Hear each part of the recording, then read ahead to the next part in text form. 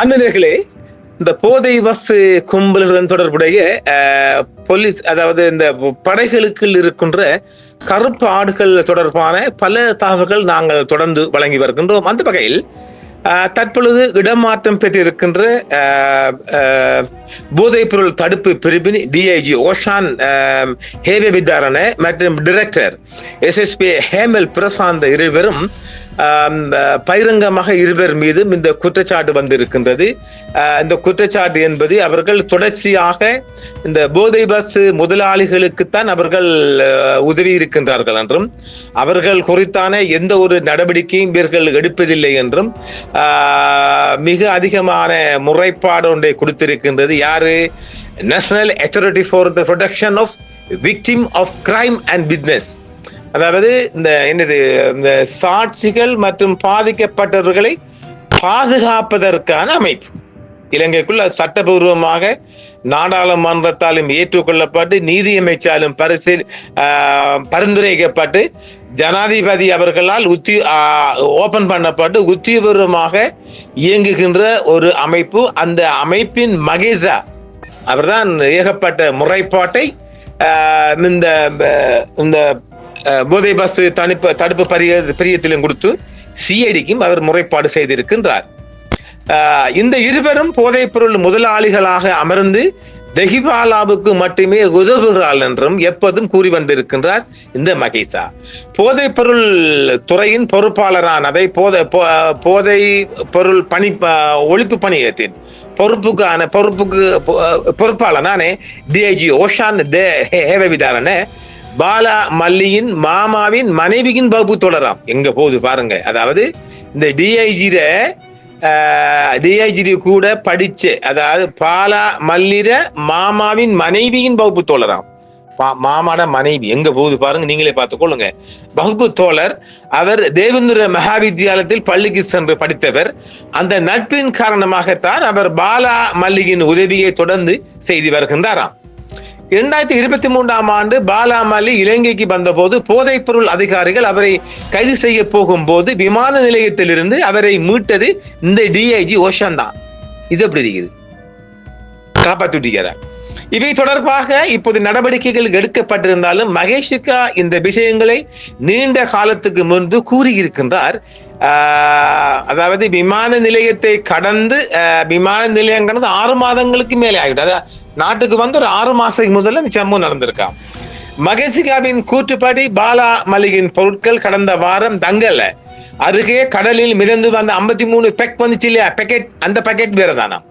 தகவல் தொடர் பிரச்சனை காரணமாக அது கம்யூனிகேஷன் பண்ண முடியலையா.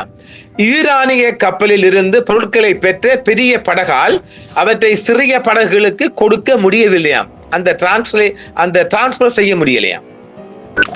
இலங்கையின் போதைப் பொருள் வலையமைப்பின் பெரிய கடத்தல் வளையத்தில் பாலா மல்லி மட்டுமே மீனவர் என்பதால் ஏராளமான ஈரானிய பாகிஸ்தான் பொருட்களை இலங்கைக்குள் கொண்டு செல்லும் வேலை பெரும்பாலும் பாலா மல்லிக்கு மட்டுமே ஒதுக்கப்பட்டதுதான். இது எப்படி இருக்குது? வேற பேரு பாலா மல்லி பாருங்க. இதெல்லாம் வரும் உங்களுக்கு பேர். அதற்காக அவர் ஹெரோயின் கொண்டு சென்றால் அதில் 20% அவருக்கு கிடைக்கும். அவர் ஐஸ் கொண்டு சென்றால் அவருக்கு 40% கிடைக்கும். பணம் அல்ல, பொருட்கள் கொண்டு வர பவுடர்ல அவருக்கு 20% ஒரு பங்கும், ஐஸ் போதை என்றால் 40% பங்கு அவருக்கு கிடைக்குதாம். இது எப்படி பங்காளிகள்? சாக்கிலிய கூட்டங்களா? பாலா மல்லி தேவேந்திராவில் உள்ள ஒரு படகு உரிமையாளருக்கு போதைப் பொருள் கொண்டு வர 30 லட்சம் முற்பணம் வழங்கப்படுகிறது. பொருட்களை கொண்டு வந்த பிறகு அவருக்கு 5 கோடி வழங்கப்படுகிறது. அதாவது முதல்ல போகும்போது கடலுக்குள்ள போகும்போது கையில ஒரு 30 லட்சம் கொடுத்தாச்சு, சரக்க கொண்டு ஒப்படைச்சா 5 கோடி கொடுத்தாச்சு. என்ன பொழப்படா நாய்க்கலையில. கொண்டு வரப்படும் பொருட்கள் நாட்டுக்குள் போதைப் பொருள் வாகனங்களில் கொண்டு செல்லப்படுகின்றது. அடேங்கப்பா. கரைக்கு வந்த உடனே அதை உடனடியாக வாகனத்தை டிரான்ஸ்பர் செய்யலாம். பல இடங்களுக்கு பிரிச்சு அனுப்புறேன். அதான் கேட்க பார்க்க ஆள் இல்லை. அதான் நம்ம டிஐஜி கையில் இருக்கிறாரு. அப்புறம் என்ன பயம்? ஆனால் சில நேரங்களில் போதைப் பொருள் கொண்டு சென்ற பிறகு படகில் உள்ள அனைத்து தொழிலாளர்களும் ஒரு சிறிய அளவு போதைப் பொருளுடன் போதைப் பொருள் தடுப்பு பிரிவில் கைது செய்யப்படும் போது அதை வடிவமைக்க 4 கோடி செலவாகும் என்றும் அவர்கள் கூறுகிறார்களாம். இது எப்படி? அவர்கள் படகு உரிமையாளருக்கு 4 கோடி கொடுத்து மீதமுள்ள 4 கோடியை போக்குவரத்துக்காக நார்கோட்டிக் பிரிவினுக்கு கொடுக்கிறார்கள். இது எப்படி? கையில 4 கோடி போகுது, எல்லாருக்கும் பங்கு. அதெல்லாம் ஆரம்பத்தில் சொல்லி வாரமே. இந்த ஆடுகளுக்கு எல்லாம் பங்குங்கிறதெல்லாம் தொடர்ந்து சாமான் சரக்கு வருது. நாங்களே சொல்றோமே, ஏகப்பட்ட பெரிய சரக்கெல்லாம் வருமா, இந்த மில்லி கணக்கை கொஞ்சம் பிடிப்பாங்களாம். கொஞ்சம் பிடிக்கிறது தான் மில்லி. இந்த மில்லி யாரு பாவிக்கிறார்கள்? ஒரு 8ஆம் 10ஆம், அதாவது ஒரு பெரிய முதலாளியிடமிருந்து 8ஆம் பங்கா 9 பங்கா வருகின்ற இந்த மில்லி கணக்குல பாதிக்கிறார்கள். அவன் ஒரு மத்த நாட்டுக்குள்ள வந்துடுவான். என்ன பிடிக்கிறாங்களாம்? என்ன பம்மாத்திரா இதெல்லாம். இவை அனைத்தும் அந்த இருவரும் முதலாளிகளாக இருந்த போது செய்யப்பட்டன. அந்த 2 முதலாளிகளும் இப்போது மாற்றப்பட்டுள்ளனர். மீண்டும் கடந்த வாரம் காலியில் கைப்பற்றப்பட்ட போதைப் பொருள் சாலிந்தோவுக்கு சொந்தமானது என்றும் அந்த தகவல் பாலா மல்லியால் தான் வழங்கப்பட்டது என்றும் சொல்லப்பட்டது.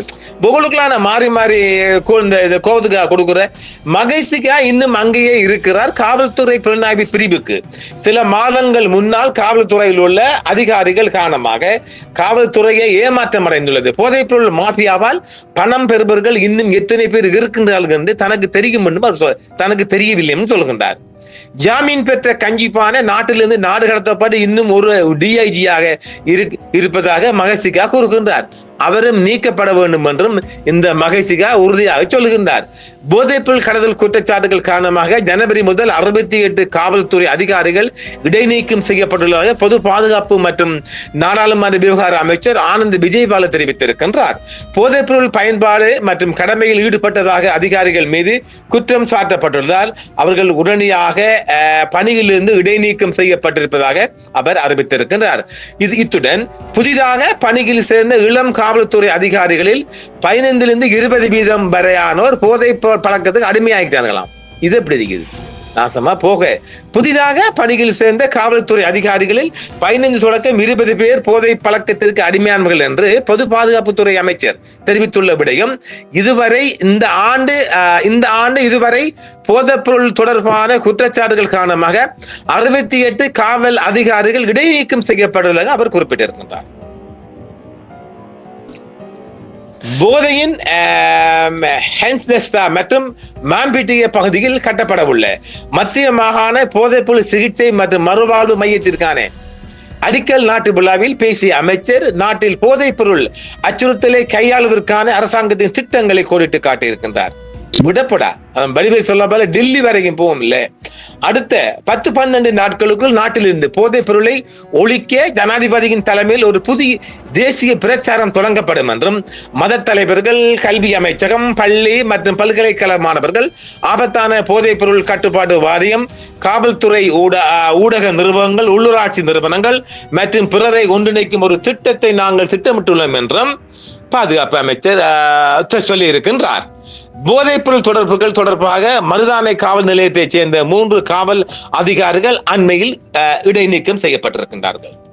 போதைப் பொருள் கடத்தல்காரர்களும் தொடர்புகளை வைத்திருந்தாக கண்டறியப்பட்ட பின்னர் மருதானை காவல் நிலையத்தில் பணியாற்றும் 3 காவல் அதிகாரிகள் பணி நீக்கம் செய்யப்பட்டுள்ளதாக காவல்துறை தெரிவித்துள்ளது. இவர்கள் இந்த 3 பேரும் கடத்தல்காரருடன் பங்காளிகள், கூட்டு களவாணிகளும் பங்காளிகளும். இது எப்படி இருக்குது? என்ன சக்கிலிய கூட்டம் பாருங்க. ஜூலை 23 கடந்த ஜூலை 23 கொழும்பு மத்திய புலனாய்வு, அதாவது சென்ட்ரல் மத்திய குற்ற புலனாய்வு சிசிஐபி அதிகாரிகள் 11,300 மில்லிகிராம் படிக்க மெத்தன்பெட்டமைன் ஐஸ் உடன் ஒரு சந்தேக நபரை கைது செய்தார்கள். அவரும் ஒரு காக்கி சட்டை தான்.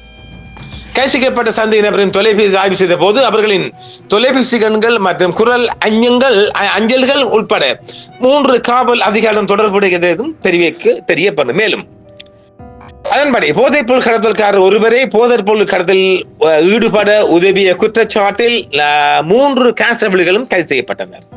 கைது செய்யப்பட்ட கான்ஸ்டபிள்கள் 22, 30 மற்றும் 32 வயதான இளம் காவல்துறை அதிகாரிகள். சக்கிலியன்கள்.